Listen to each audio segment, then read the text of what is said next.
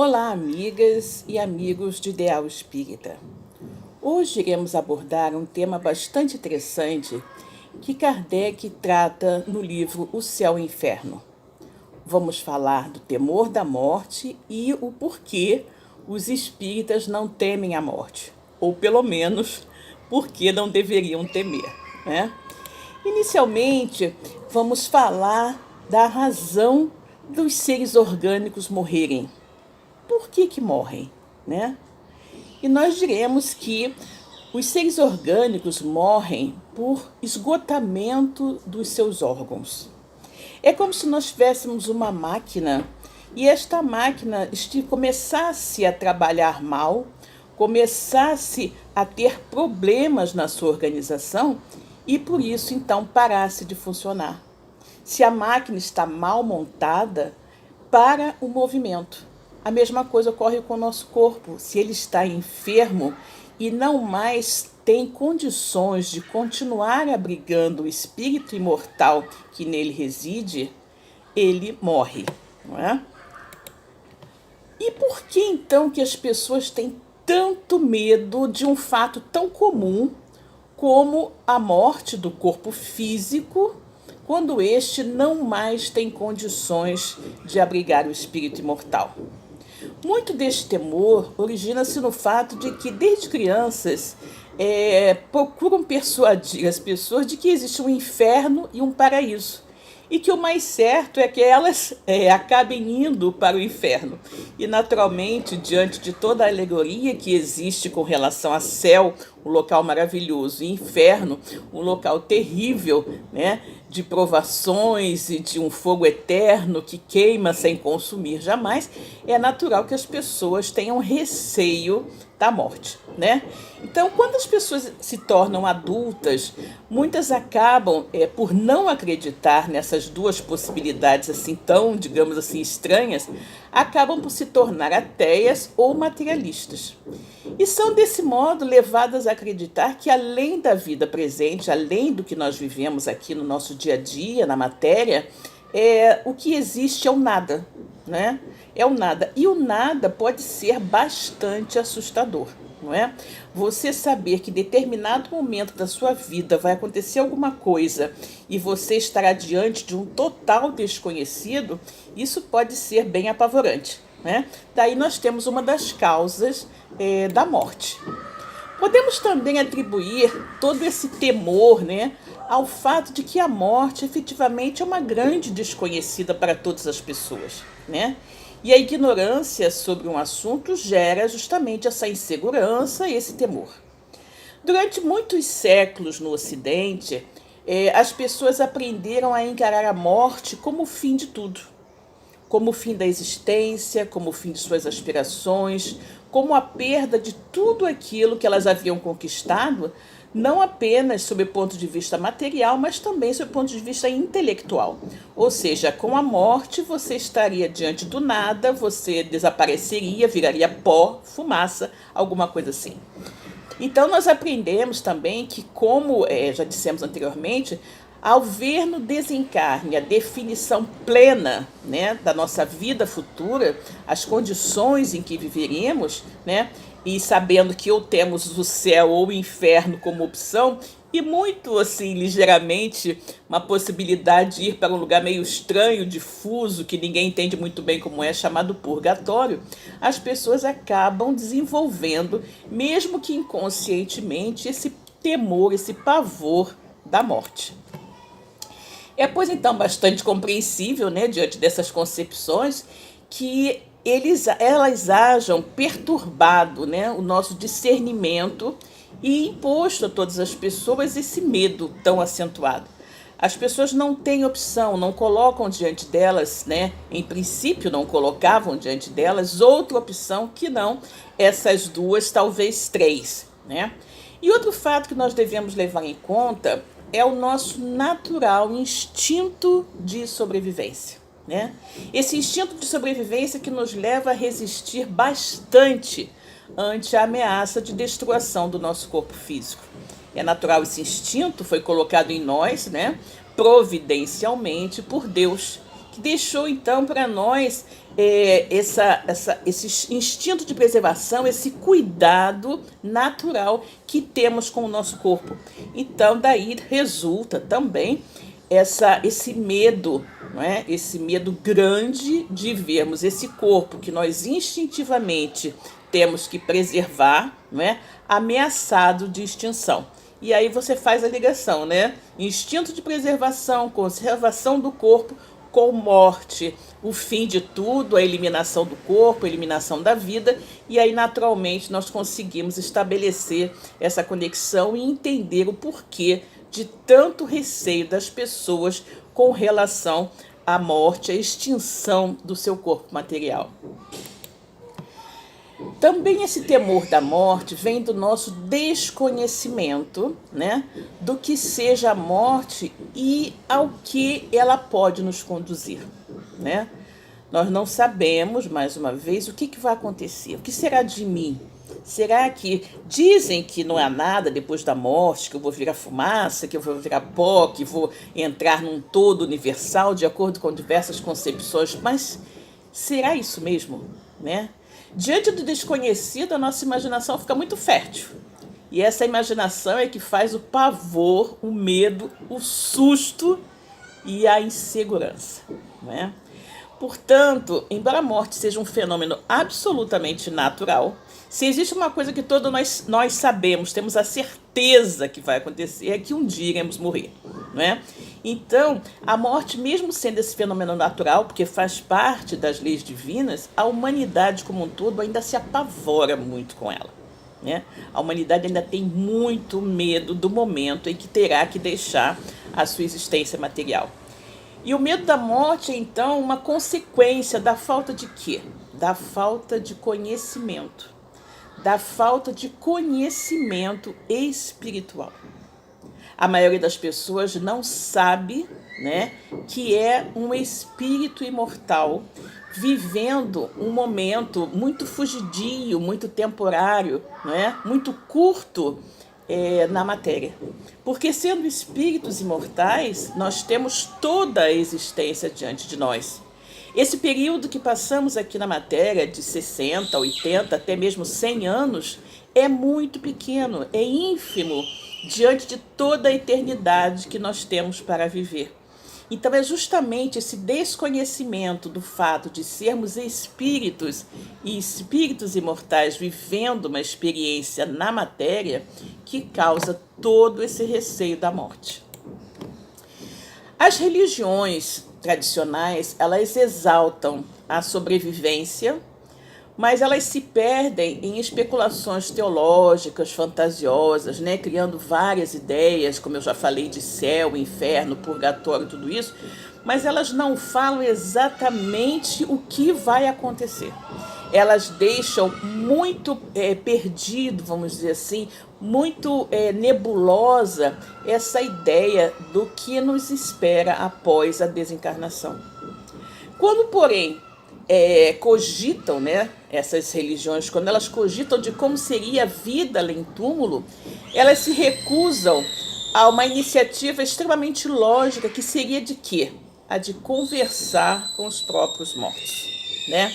Nós sabemos que desde Moisés, por questões naturalmente ligadas à condução, à legislação, à forma de controlar o povo, muito rebelde, muito rude de sua época, e que usava o diálogo com os mortos como uma forma de abuso, digamos assim, de explorar a crença alheia. Moisés achou por bem, então, proibir o diálogo, a comunicação com os mortos. Daí, então, todas as religiões acabaram como que, ou a grande maioria delas, acabou como que absorvendo essa ideia de que não se poderia conversar com os mortos. E aí é muito complexo, né? Se você deseja saber o que acontece depois da morte, só perguntando a quem já morreu, né? A quem já deixou a matéria. E se você se recusa, né? Se você é proibido de fazer esse tipo de comunicação, esse tipo de questionamento, fica muito difícil. É como se a gente quisesse imaginar como é a vida, por exemplo, na França, e fôssemos proibidos de falar com os franceses, né?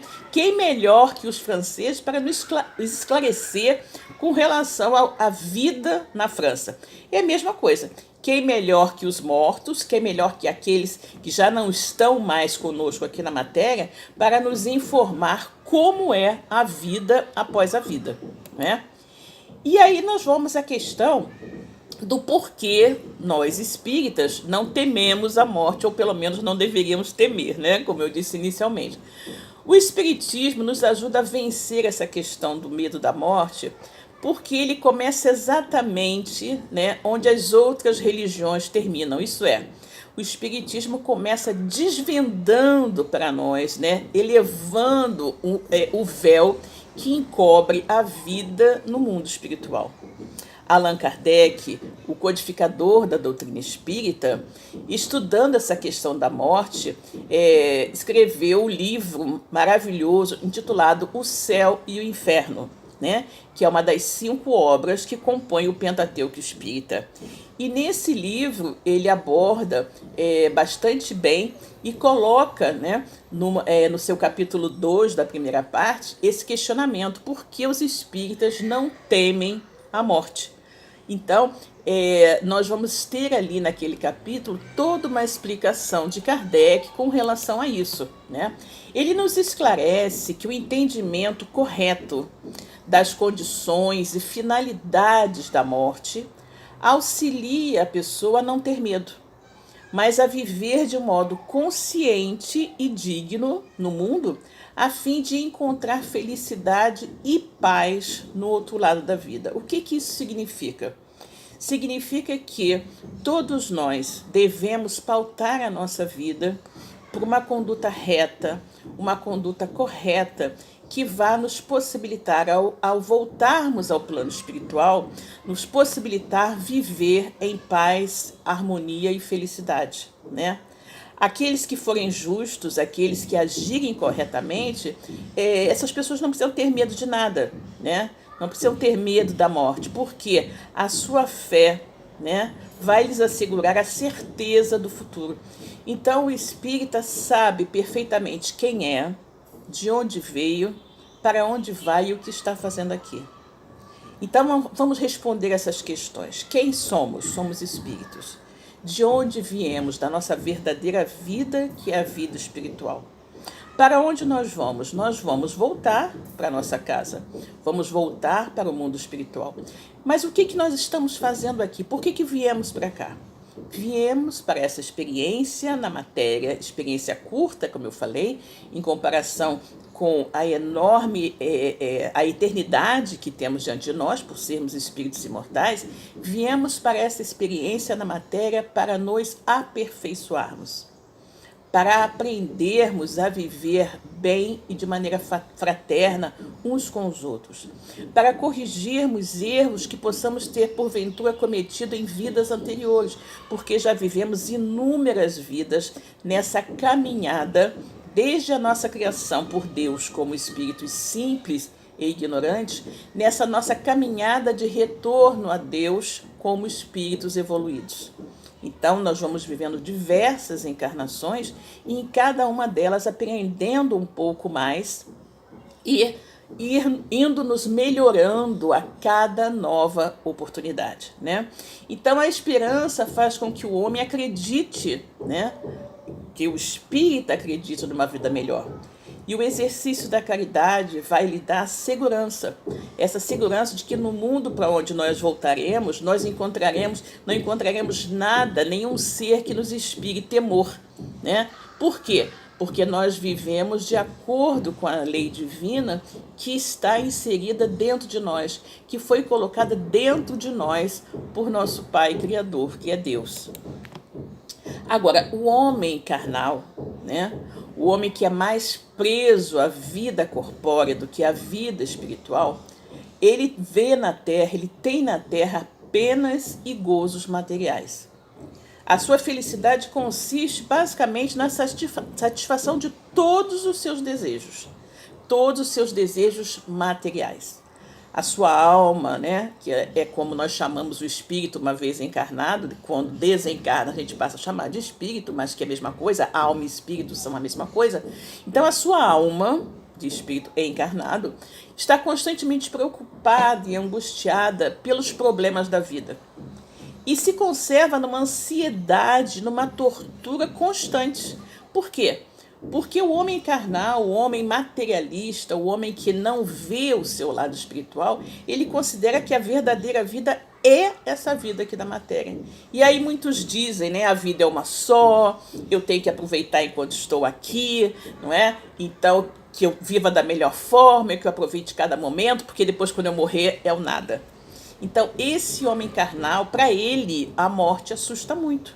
Por quê? Porque ele duvida do futuro e porque ele sabe que terá que deixar aqui no mundo carnal todas as suas afeições, as suas esperanças, né? Os seus bens materiais adquiridos, e em geral são bastante apegados a ele.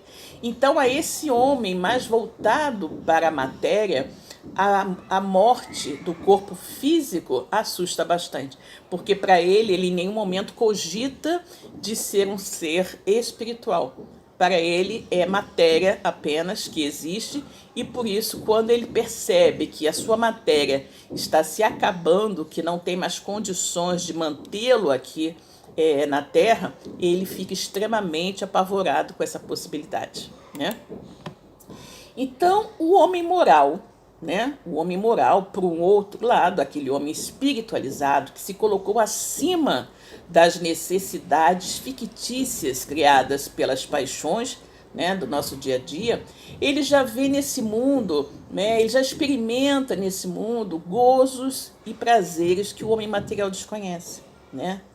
O homem mais espiritualizado, ele tem seus desejos bastante moderados, porque ele dá ao seu espírito, né, esses desejos mais moderados, mais simples, dão ao seu espírito uma calma e uma serenidade, porque ele sabe que está aqui passando uma temporada, vamos dizer assim, está aqui vivendo um pequeno estágio, e que nesse estágio tudo que o cerca é como se fosse assim, como se estivéssemos numa escola, e tudo que nos cerca é como se fosse material escolar, que nós vamos utilizar para o nosso aprendizado maior como espíritos.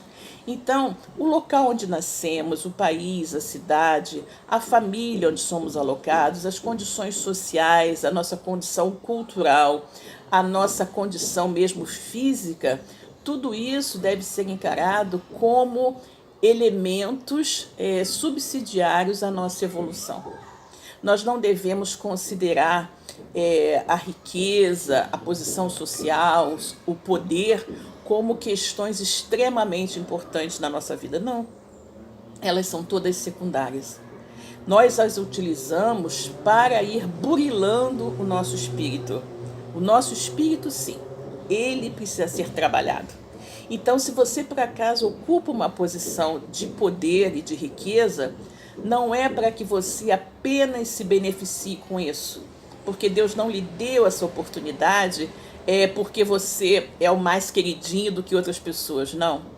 Deus lhe deu a oportunidade de ter poder, de ter riqueza, de ter melhores condições financeiras do que a maioria das pessoas, para que você, com esses recursos, pudesse auxiliar o maior número de pessoas possível, né? Então, tudo que nós temos é por empréstimo. Nós somos depositários de tudo. Nada nos pertence, porque nós não podemos afirmar que determinada coisa nos pertence, uma vez que ela pode nos ser tirada a qualquer momento, né? O verdadeiro dono de tudo é Deus, e a qualquer momento ele pode nos tirar. Nós podemos ser muito ricos e, de repente, fazermos um negócio mal feito e irmos à falência. Nós podemos ser muito saudáveis e, de repente, aparece uma doença que nós não esperávamos, né? Nem imaginávamos, né? Então, nós temos que ter em mente que tudo à nossa volta são apenas recursos, são material escolar que nós dispomos nessa escola da vida, que é a vida na matéria. né, a vida aqui no planeta Terra. Feliz, né, pelo bem que faz o homem moral, o homem espiritualizado, ele não há para ele assim decepções ou contrariedades. Ele vive de maneira simples, ele vive com humildade, ele está sempre satisfeito com as poucas coisas que tem à sua volta. Ele se utiliza apenas do necessário. Ele sabe que ele não precisa, digamos assim, de uma quantidade enorme de roupas, que sejam roupas de marca. Ele sabe que ele não precisa ter vários carros, várias casas. Ele sabe que tudo isso é supérfluo. Ele precisa apenas ter condições mínimas, né? Mínimas de sobrevivência, né? De sobrevivência com dignidade. Então, que ele tenha uma vestimenta, um calçado, um teto sobre sua cabeça e alimento, isso é suficiente para que ele trabalhe bastante na matéria e consiga evoluir e consiga tornar o seu espírito mais elevado, né? Então, essa é a ideia, né? Essa é a mente do homem espiritualizado. Então, todas as coisas que acontecem também no seu dia a dia, todas as dificuldades, todos os problemas, não são vistos por ele como algo tão terrível como normalmente é visto pelas pessoas muito ligadas à matéria. Porque o homem espiritualizado, ele tem a certeza de ser um espírito imortal e para ele, diante da imortalidade, esses poucos anos que vivemos aqui na matéria, mesmo que sejam anos muito difíceis, ele vê como um período muito curto, porque efetivamente é um período muito curto. O que são, como eu já disse, 60, 80, 100 anos diante da eternidade. É como se fosse um grão de areia na praia, não é? Então nós temos que nos conscientizar de duas coisas, né?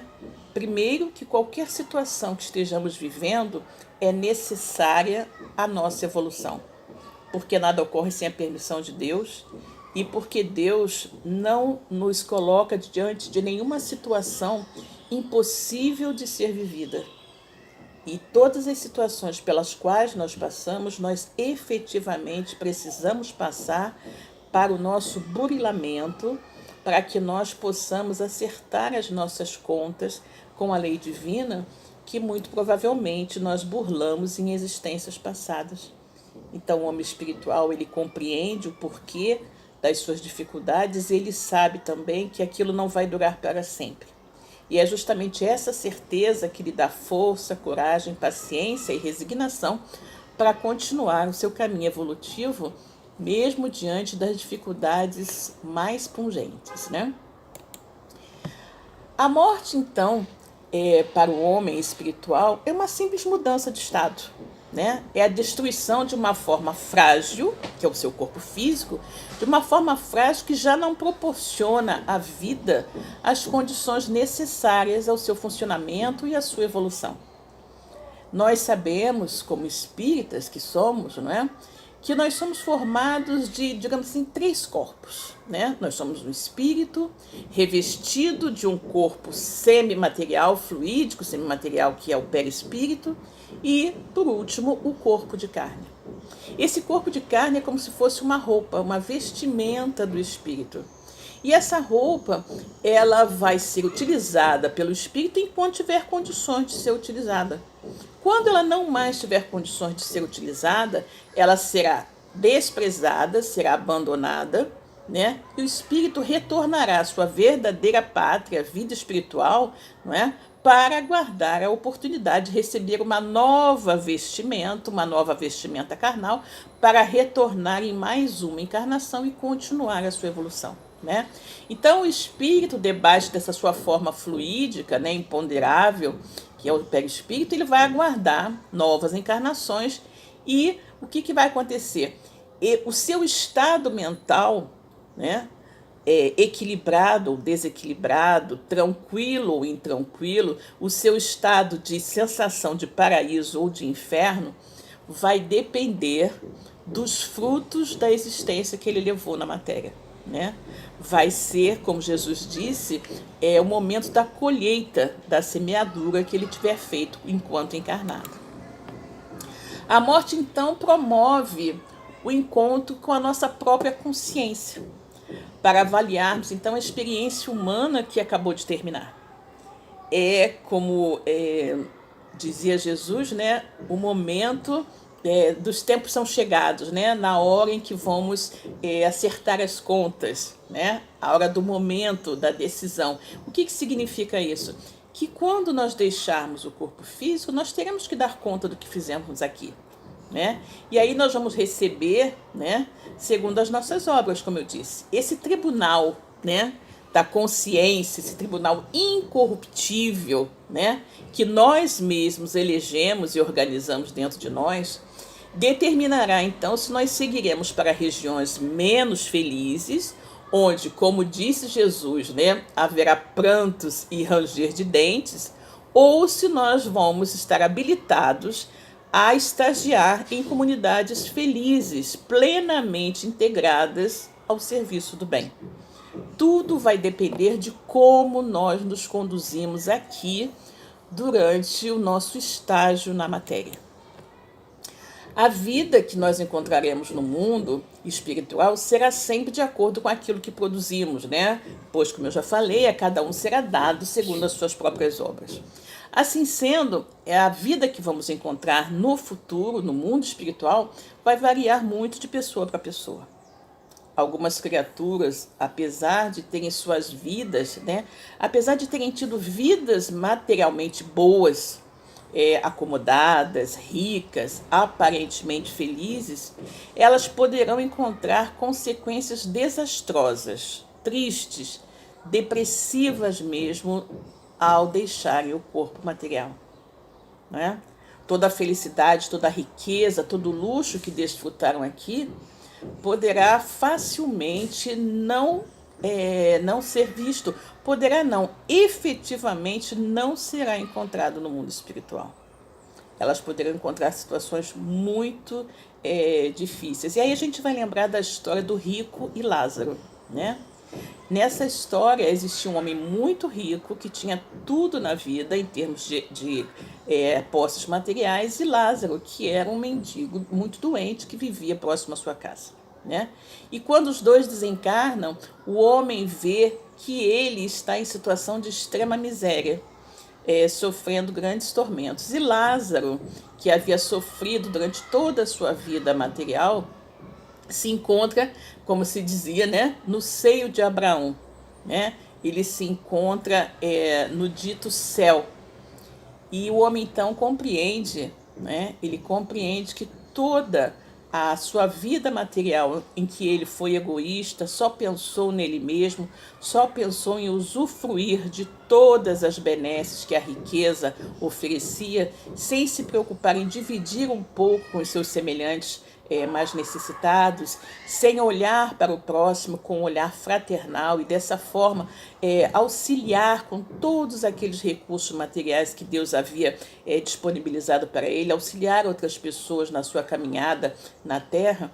Ele percebe então que tudo o que ele poderia ter usufruído, ele já usufruiu na vida passageira da matéria. E que agora ele estará no plano espiritual, onde tem a verdadeira vida, absolutamente miserável, né? Absolutamente miserável, porque ele não acumulou tesouros no céu, como havia recomendado Jesus, né? Aqueles tesouros que ninguém pode roubar, aqueles tesouros que não enferrujam, que as traças não corroem, né? Todos os seus tesouros eram materiais, e como sendo materiais, ficaram aqui na matéria. E ele chega ao plano espiritual totalmente desprovido de qualquer tesouro espiritual que ele absolutamente não havia buscado adquirir, né? Outras pessoas, então, encontrarão uma vida mediana, né? Uma vida mediana, inicialmente sem maiores perspectivas, em face de terem sido bem poucos as coisas que eles semearam quando encarnadas, né? As coisas boas que eles semearam como encarnadas. Outras ainda encontrarão belezas, maravilhas, oportunidades novas, sensações sublimes, de acordo com aquilo que desenvolveram dentro de si mesmas, né? De acordo com o estudo que fizeram, de acordo com a busca de conhecimentos sobre a vida espiritual, que elas mantiveram enquanto encarnadas, de acordo com as boas ações que praticaram, de acordo com a sua atitude menos egoísta, mais fraterna em relação aos seus semelhantes. Essas pessoas, então, que tiveram uma vida voltada para a sua melhoria íntima, para a sua reforma íntima, para o aprimoramento dos seus espíritos imortais, essas encontrarão belezas, maravilhas, oportunidades novas, né? Para quando receberem um novo corpo, poderem retornar para continuar o seu aprendizado. O céu e o inferno não correspondem, né, como nós falamos, a um local específico, a uma área geográfica, e sim a um estado de alma. Por isso, as criaturas enfrentarão essas situações, né, de felicidade ou infelicidade, essas situações agradáveis ou não, no plano espiritual, ou seja, quando elas deixarem a vida na matéria e voltarem para a verdadeira vida na pátria espiritual. Mas, no entanto, nós não podemos pensar que as situações, né, de infelicidade que muitos espíritos ligados à matéria viverão na espiritualidade será uma situação eterna. Não. Graças à misericórdia de Deus, que é a inteligência suprema, soberanamente justo e bom, não existe nenhuma condenação eterna.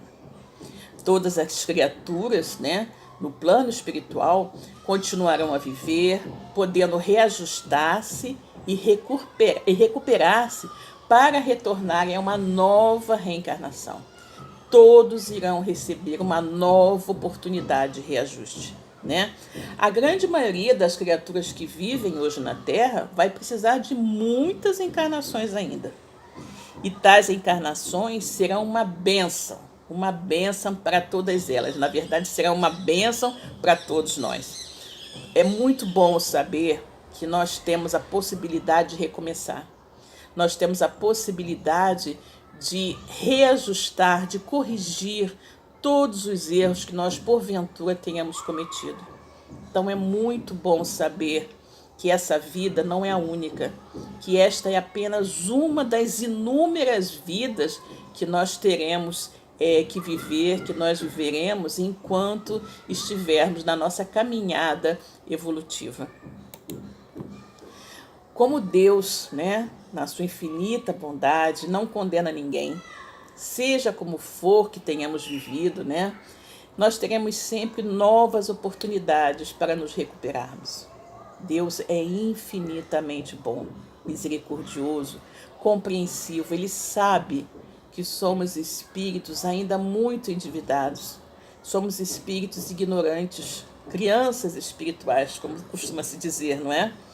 E aí, no entanto, mesmo sabendo de que Deus, né, não condena ninguém, nos dá sempre novas oportunidades, vai ficar a pergunta, né? Vai ficar essa pergunta muito importante.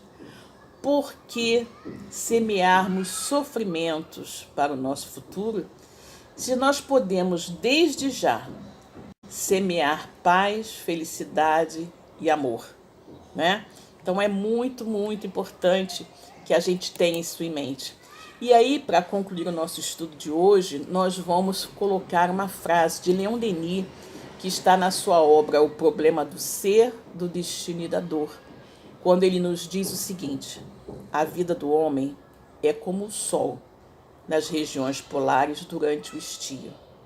Desce devagar, baixa, vai enfraquecendo, parece desaparecer um instante por baixo do horizonte. É o fim, na aparência, mas logo depois torna a elevar-se para novamente descrever a sua órbita imensa no céu. Que a paz do Senhor esteja com todos nós. Graças a Deus.